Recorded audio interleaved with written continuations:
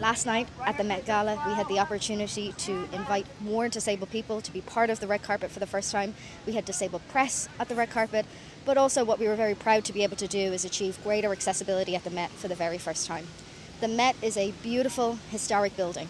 It's actually 21 buildings that all comes together as one building, and very famously has a set of steps on Fifth Avenue which people often sit on, and for the Met Gala, climb those stairs up to the event itself. There is no way legally to make those steps accessible, but there is a step-free entrance just to the left of those steps, which has more or less nearly always existed.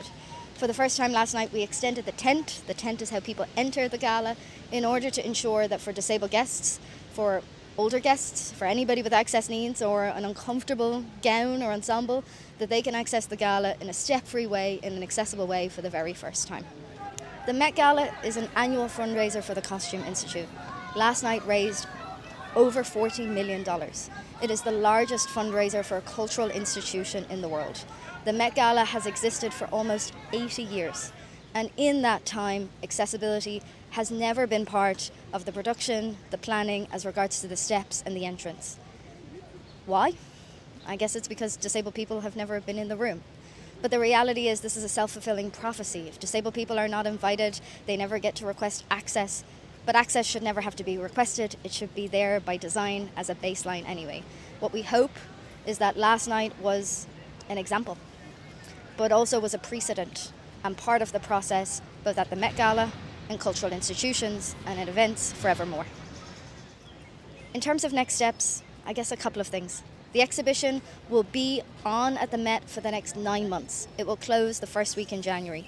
In order to ensure that disabled people, their friends, their family, feel welcome, we have also trained all of the guides who will bring people through tours, through the Costume Institute and through this exhibition in order for people to feel safe and encouraged to be there. The exhibition will be on for 9 months. I hope people get to see it and feel welcome and feel that this is a space for them.